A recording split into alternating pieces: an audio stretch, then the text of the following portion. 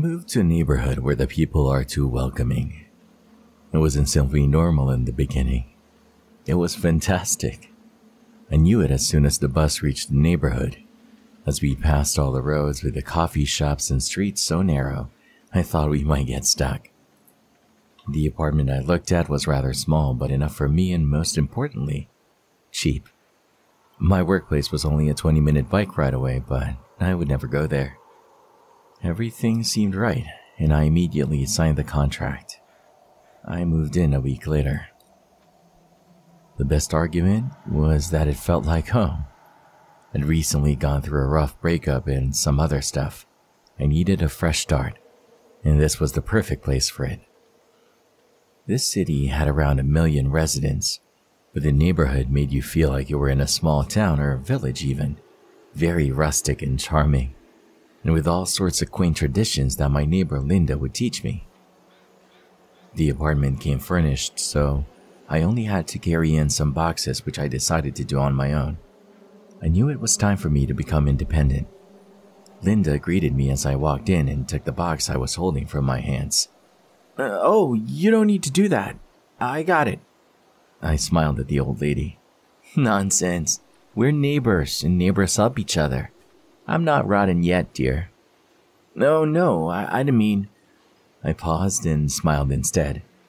If she wanted to help, I'd let her help. Having a good relationship with your neighbors is always important, as they can make your life hell if they want to. Besides, she stopped helping after the first box. She sat down at my kitchen table and watched me carry the rest in. After I brought in the kitchen boxes, I made us some tea. Moving my boxes to the second floor took me less than an hour, so I sat with her and chatted some more. That's when she told me about the first thing I had to do in the new neighborhood. All right, listen, dear.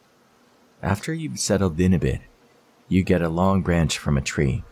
You can buy it in one of our flower shops or get a fallen one from a real tree. After you remove all the leaves, you write your name on it and glue the branch to the door. The neighbors who wish to do so will write you little letters or glue small presents to the branch. I never heard of anything like it, but it sounded sweet. After walking through the streets for a day, finding a grocery store, a pharmacy, and of course the flower shop, I noticed a few things. For example, many of the houses had at least one window with black glass. It made little sense to me. Why not simply use a curtain? But I would ask Linda about it later. Everyone was insanely friendly. People waved at me and smiled as soon as they saw me. A young woman with a little boy in her arm even came up to me and asked if I'd put up my branch yet, as she had a present for me. How do you know? I started asking, and she immediately interrupted me.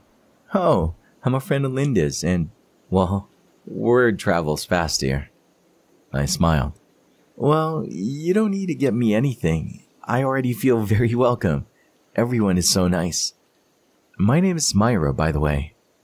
I extended my arm to shake her hand. I know. She looked at my open hand for a moment but didn't reach for it. You know, we have another new neighbor just on this street. A young gentleman named Julian. She pointed at an old narrow house across from us with a branch taped to its door. I should get going. My other son is home alone. It was lovely to meet you, Myra. Welcome again.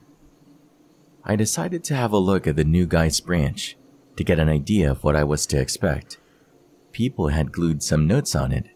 Some said welcome or nice to have you here.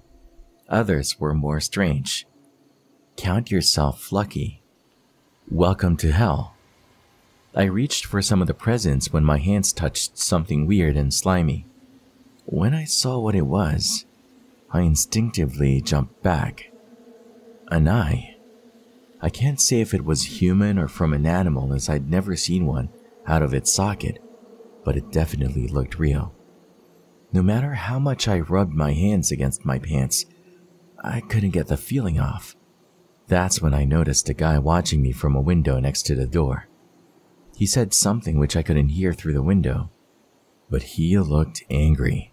I got ready to leave quickly when the door opened. Wait!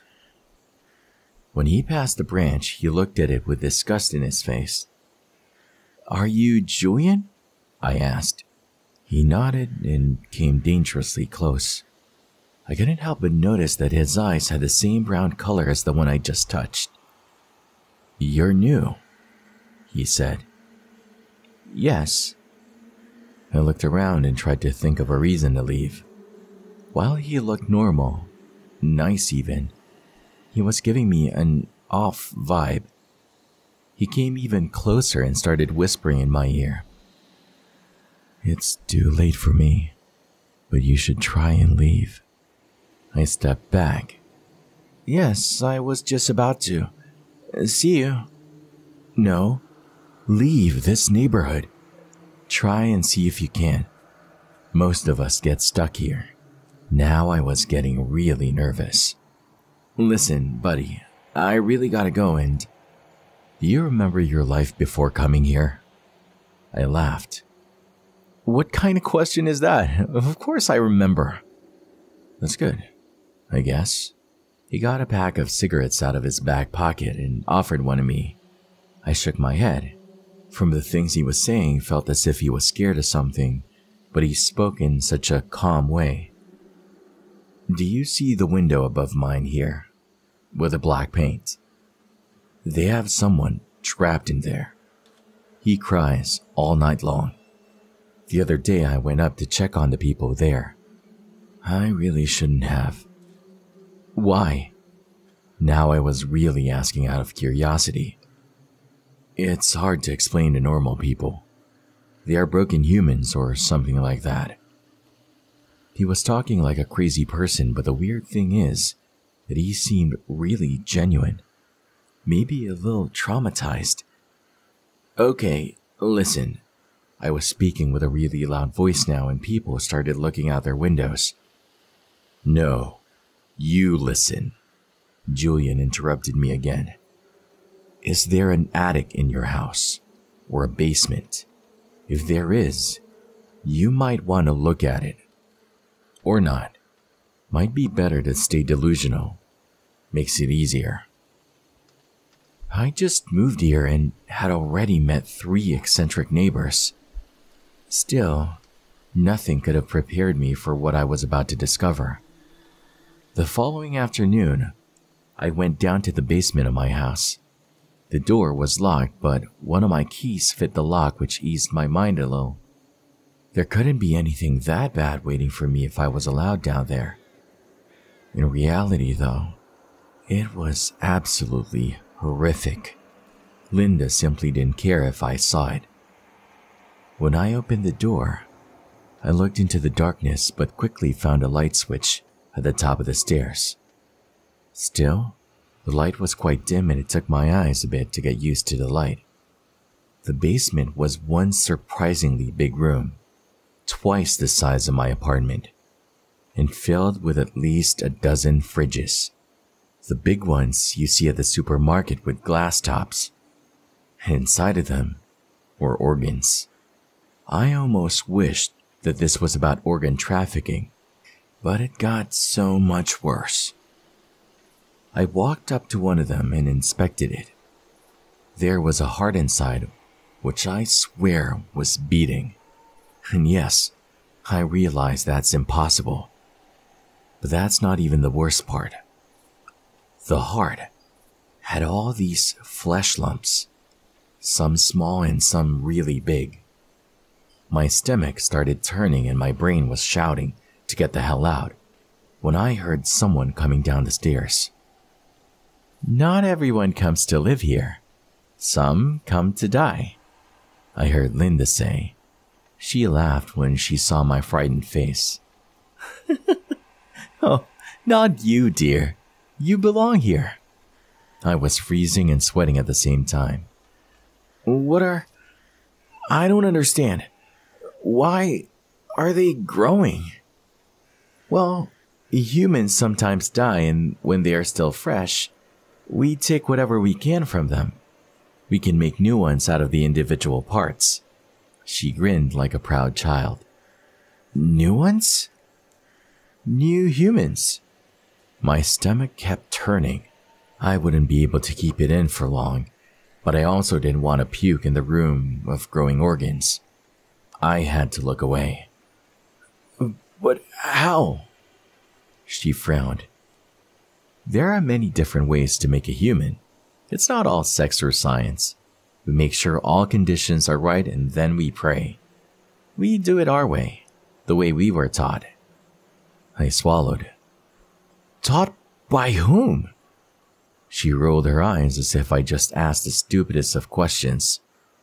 The one who takes care of all of us. He is our leader and the leader of many more communities. Don't worry, you'll meet him soon enough.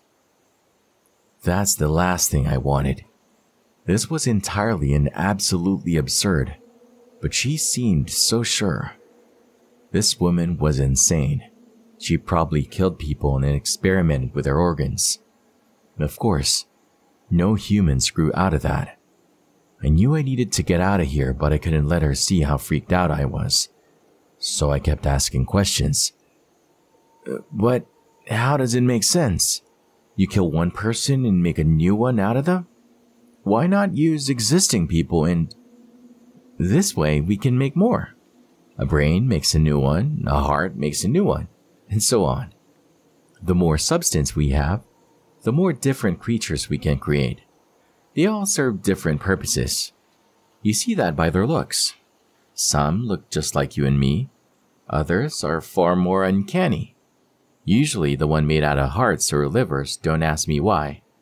Don't worry, we keep them hidden. She shrugged.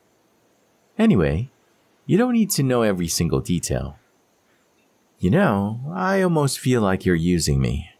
Processing information out of me because you know I'm lonely and like to chat. It is very cheeky and manipulative. I don't like it one bit. Being used. No, I'm just curious, that's all. I believe you're a very important part of this community. Sure as hell I am. She looked away, but I could tell that she was slightly flattered. You know you don't need to act all high and mighty just because you forgot. Forgot what? Linda smirked. That you came to life here. Grew out of a magnificent brain. One that our leader brought us himself. You're one of our most excellent copies, Myra. And we are so glad you found your way home. I stayed silent. You can go now, girl. I can tell that you're too much of a princess to help with my work. I didn't need to hear more. I jumped up the stairs and went through the door. As soon as I stepped out, I started running. Out of the neighborhood, I thought, but I didn't even try. Instead, I ended up at Julian's doorstep. He saw the look on my face and knew immediately. You can't leave. Not as long as they don't want you to. Yeah, figure that one out. I bit my lip and looked around. I almost didn't dare to say those next words. Is it odd that I don't feel bad about that?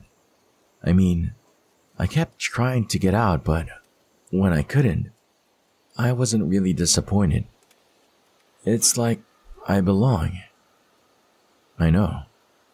He interrupted me. I feel the same way.